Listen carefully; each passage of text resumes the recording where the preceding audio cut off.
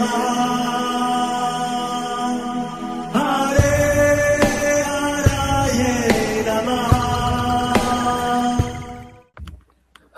कृष्णा जी, आप सबका बहुत बहुत स्वागत है। मंगलाचरण आरंभ करते हैं। ओम नमो भगवते वासुदेवाय। ओम अज्ञानतिमिरान्धस्य ज्ञानाञ्जनशलाकया चक्षुरुन्मीलितं येन तस्मै श्रीगुरवे नमः। नमः ओम विष्णुपादाय कृष्णप्रेष्ठाय भूतले श्रीमते भक्ति वेदांत स्वामिनिति नामिने। नमस्ते सारस्वते देवे गौरवाणी प्रचारिणे निर्विशेष शून्यवादी पाश्चात्य देश तारिणे। जय श्री कृष्ण चैतन्य प्रभु नित्यानंद श्री अद्वैत गदाधर श्रीवासादि गौर भक्त वृंद। हरे कृष्ण कृष्ण कृष्ण हरे हरे, हरे राम राम राम हरे हरे। कार्पण्य दोषोपहत स्वभावः पृच्छामि त्वां धर्म सम्मूढचेताः। यच्छ्रेयः स्यान्निश्चितं ब्रूहि तन्मे शिष्यस्ते अहं शाधि मां त्वां प्रपन्नम्। हरे कृष्णा जी, भगवद गीता आरंभ करते हैं। अध्याय 4 श्लोक नंबर 39 39, क्लास नंबर 1। ब्रजेश्वरी जी, आप पढ़ेंगे संस्कृत। हरे कृष्ण। श्रद्धावान लभते ज्ञानम तत्परा संयतेन्द्रियः ज्ञानम लब्ध्वा पराम शांतिम अचिरेणाधिगच्छति। हरे कृष्ण। हरे कृष्ण। श्रद्धावान श्रद्धालु व्यक्ति लभते प्राप्त करता है ज्ञानम ज्ञान तत्परः उसमें अत्यधिक अनुरक्त संयमित इंद्रियः इंद्रिया ज्ञानम ज्ञान लब्धवा प्राप्त करके पराम दिव्य शांतिम शांति अचिरेण शीघ्र ही अधिगच्छति प्राप्त करता है। जो श्रद्धालु दिव्य ज्ञान में समर्पित है और जिसने इंद्रियों को वश में कर लिया है, वह इस ज्ञान को प्राप्त करने का अधिकारी है और इसे प्राप्त करते ही वह तुरंत आध्यात्मिक शांति को प्राप्त होता है। हरे कृष्णा जी। भगवान श्री कृष्ण कितने दयालु है, हर एक बात को इतने अच्छे तरीके से हमारे सामने प्रस्तुत करते हैं। इसी अध्याय के श्लोक नंबर 34 के अंदर भगवान बताते हैं कि जब हमारे अंदर 3 गुण होते हैं, प्रणिपातेन परिप्रश्नेन और सेवया, ऐसे समय में हमको उपदेश मिलता है, पर इसकी कोई गारंटी नहीं है कि वह उपदेश को हम पूरी तरह ग्रहण कर पाएंगे। पर इस श्लोक के माध्यम से हमको पता चलता है वास्तव में ज्ञान कैसे मिलता है। और ये बहुत महत्वपूर्ण श्लोक है, क्योंकि यह श्लोक और श्लोक नंबर 34, ये 2 श्लोकों को अगर हम ध्यान से समझेंगे तो हमारे बहुत सारे संदेह दूर हो जाएंगे। जो लोग सोचते हैं हमने तो बहुत पुराण पढ़े हैं, तो अभी तक उनका ज्ञान केवल किताबी रहेगा, और वो किताबी ज्ञान वास्तविक ज्ञान तक कैसे बनेगा, उसका पूरा का पूरा प्रोसीजर सिस्टमैटिक तरीके से भगवान इस श्लोक के माध्यम से बताते हैं। और बताया कि इस श्लोक के माध्यम से 3 और गुणों की आवश्यकता है। कौन से? श्रद्धा का भाव, तत्परः और इंद्रियों का कंट्रोल करना। अगर ये 3 है और पहले वाले 3 है और एक कालेन शब्द के माध्यम से भगवान ने धैर्य का गुण बताया। तो कुल ये 7 हमको गुणों की आवश्यकता है, और अगर ये 7 गुण हमारे अंदर है तो जो हमारा किताबी ज्ञान है वह वास्तविक ज्ञान में बदल सकता है। जो एक बीज है वह एक फल का रूप धारण कर सकता है। जो लोग सोचते हैं कि हम तो सारे पुराण पढ़ लिए हैं, हमें बहुत पता है, वास्तव में ज्ञान पूरा नहीं मिला है, क्योंकि ये सातों के सातों गुणों की हमको आवश्यकता है, और हर एक गुण का अपना विशेष महत्व है। यह ऐसा श्लोक है जो बताता है किस तरीके से एक शिष्य एक गुरु बनता है। तो शिष्य से गुरु बनने का पूरा प्रोसीजर इस श्लोक के माध्यम से हमको देखने को मिलता है, और हमको प्रेरणा मिलती है कि पहले हमको शिष्य बनकर ज्ञान ग्रहण करने का प्रयास करना है, और जब वो ज्ञान मिल जाए तब हम कहलाएंगे ज्ञानी और तत्वदर्शी। और जब ये गुण हमारे अंदर है तब हम एक गुरु की भूमिका निभा सकते हैं और अन्य लोगों को मार्ग बता सकते हैं, और हमको ऐसा अवश्य करना है। क्यों? क्योंकि हमको ये परंपरा को आगे बढ़ाना है।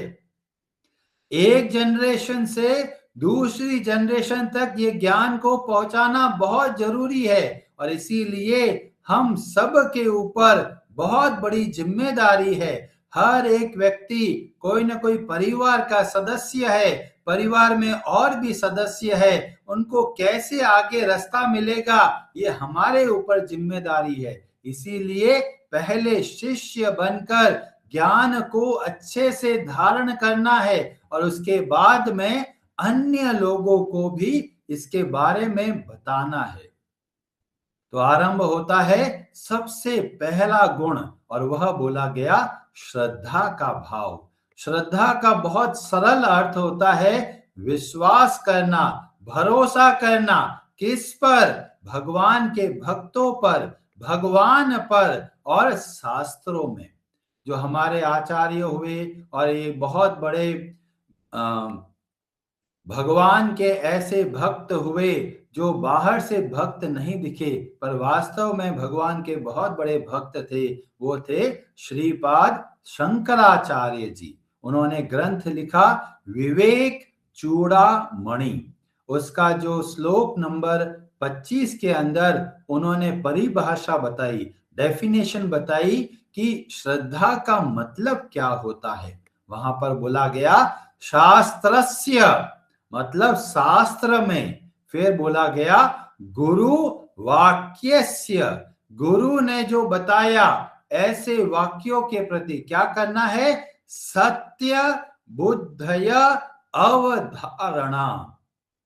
शास्त्र में जो बताया गया है, गुरु ने जो बताया है, उनको पूर्णतया सत्य समझकर उसके हिसाब से कार्य करना, उसको बोला गया सा श्रद्धा कथिता। उसको श्रद्धा बोला गया।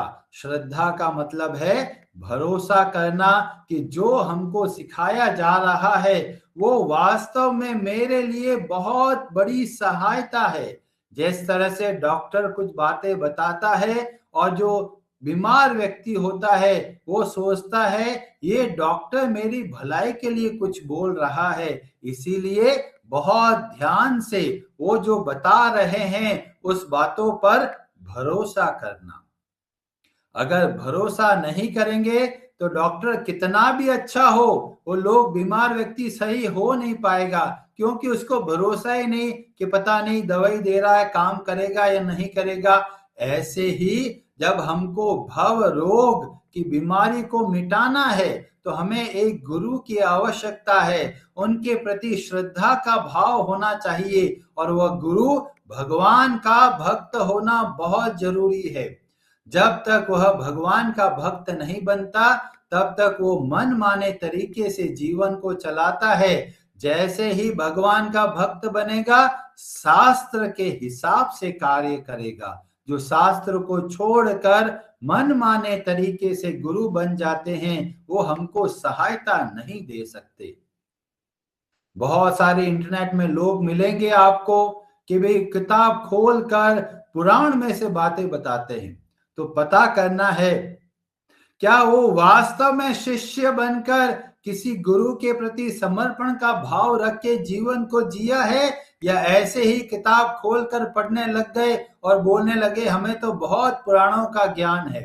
श्वेताश्वेतर उपनिषद के अध्याय 6 और श्लोक नंबर 23 में बताया गया कि वास्तव में ये शास्त्रों का ज्ञान हमको कैसे प्राप्त होता है। तो बोला गया यस्य देवे परा भक्ति यथा देवे तथा गुरोह। जिस तरीके से हमको भगवान के प्रति समर्पण का भाव होता है, कृतज्ञता का भाव होता है, सेवा का भाव होता है, वैसा का वैसा भाव गुरु के प्रति होता है। तब हमको क्या मिलता है? तस्यैते कथिता ह्य अर्थाः प्रकाश्यन्ते महात्मनः। तब ये शास्त्रों का ज्ञान प्रकाशित होता है और हमको समझ में आने लगता है कि वास्तव में शास्त्र हमको क्या शिक्षा देना चाहते हैं। तो श्रद्धा का भाव वास्तव में फाउंडेशनल गुण है, जो अगर है तो बाकी सारे के सारे गुण हमारे अंदर आने लग जाते हैं। इस बात को बताते हुए श्री चैतन्य महाप्रभु सनातन गोस्वामी को कुछ अद्भुत शिक्षाएं देते हैं, जिसका वर्णन मिलता है चैतन्य चरितामृत के मध्य लीला के अध्याय 23 और श्लोक नंबर 9। और वहां पर श्री चैतन्य महाप्रभु बताते हैं कुछ स्पेशल बातें। उसमें से सबसे पहले बोलते हैं को ना भाग्ये को ना जीवेर श्रद्धा यदि हय। बहुत बहुत किसी का भाग्य होता है तो उसके अंदर श्रद्धा का भाव आता है, और जब श्रद्धा का भाव आता है तब क्या होता है? तबै से जीव उसी समय से साधु संग ये करिया। जब श्रद्धा का भाव होगा तभी तो कोई व्यक्ति सुनने का प्रयास करेगा। कई लोग ऐसे होते हैं जो भले ही भक्त मिल जाते हैं पर सुनना नहीं चाहते। खासकर हम परिवार में देखते हैं, माता पिता बहुत अच्छे से भक्ति करते हैं पर बच्चे लोग भक्ति नहीं करते। क्यों नहीं करते? क्योंकि उनको लगता है माता पिता तो ऐसे ही है, और इसीलिए माता पिता के प्रति श्रद्धा का भाव नहीं होता, इसीलिए वो अपने माता पिता से सीख नहीं पाते। तो श्रद्धा जब होगी तो ही साधु संग होगा। और हमें ये देखने को मिलता है कि भगवान के जब भक्त मिलते हैं या फिर जो श्रद्धा का भाव आता है उसके अंदर भी भगवान की कृपा छिपी हुई है। भगवान दया करते हैं, हमारे प्रयासों को देखते हैं तो हमारे श्रद्धा के भाव को बढ़ाते हैं। श्रद्धा का भाव बढ़ता है, हमें भक्तों के बारे में पता चलता है, हम उनसे सत्संग करने का प्रयास करते हैं। अब ये सत्संग का मतलब क्या होता है? बहुत सारे लोग बोलते हैं हम तो बहुत कथा सुने हैं, हमें तो बहुत आनंद आता है। सत्संग का मतलब यहीं तक नहीं है, क्योंकि हमें पिछले श्लोक के माध्यम से जब गुणों को देखते हैं तब हमको पता चलता है वास्तविक सत्संग के अंदर 3 गुण होने चाहिए, जो कि श्लोक नंबर 34 में बताया गया। जब भक्त मिलते हैं तो क्या करना है? प्रणिपातेन, पूरा भरोसा कर पूरा समर्पण के भाव से आश्रय के साथ में समझना है जो हमको वह शिक्षा देते हैं। और परिप्रश्नेन, अंधविश्वास के हिसाब से नहीं चलना है। अगर आपको कुछ संदेह है तो पूछना है। और तीसरा सेवया। तो ये 3 गुण अंतर्गत आते हैं साधु संग के।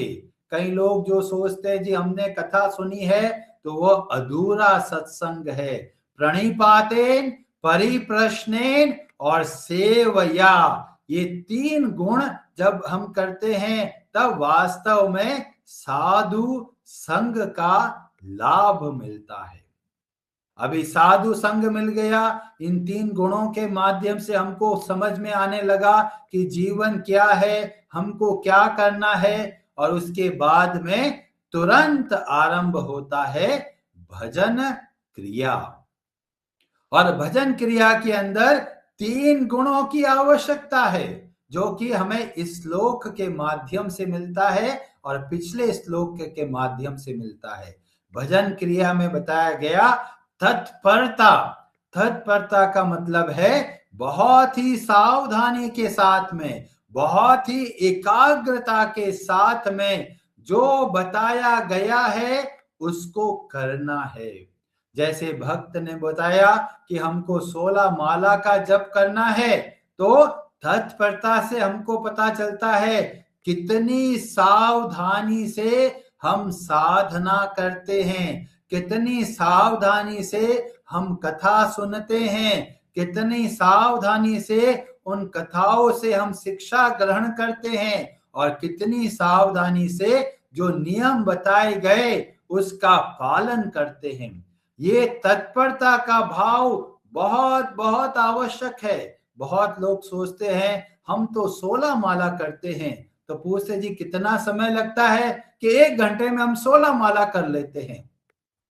इसका मतलब हम सही तरीके से माला नहीं कर पा रहे, क्योंकि इतना फास्ट कर रहे हैं, मतलब हमारा मन तो कहीं और भटक रहा है, और देखा अरे 16 माला हो गई, तो मतलब हमने तत्परता से कार्य नहीं करा। सावधानी से एक एक मंत्र को बोलना, जितना हम सावधानी से, जितना भी ये नियम है उसका पालन करते हैं, तो धीमे धीमे ये किताबी ज्ञान ये वास्तविक ज्ञान में बदलने लग जाता है। और केवल तत्परता से कार्य नहीं चलेगा।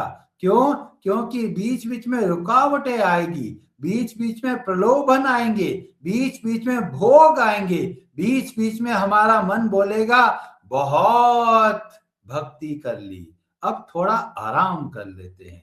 सर्दियां बहुत है, बहुत ठंड लग रही है, इधर भी लोग सो रहे हैं, उधर भी खराटों की आवाज आ रही है, बस मैं अकेला ही इतना स्ट्रगल क्यों कर रहा हूं।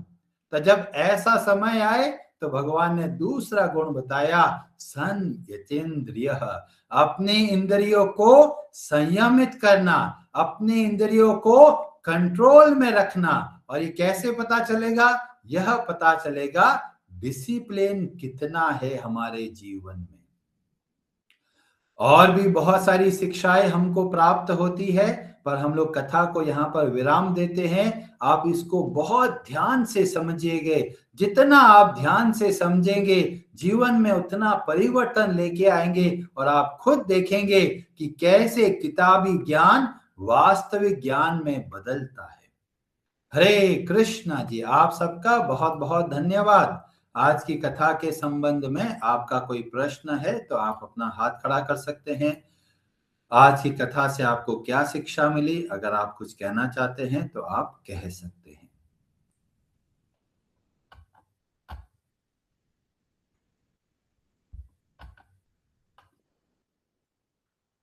शिखा माता जी, आप कुछ कहना चाहते हैं?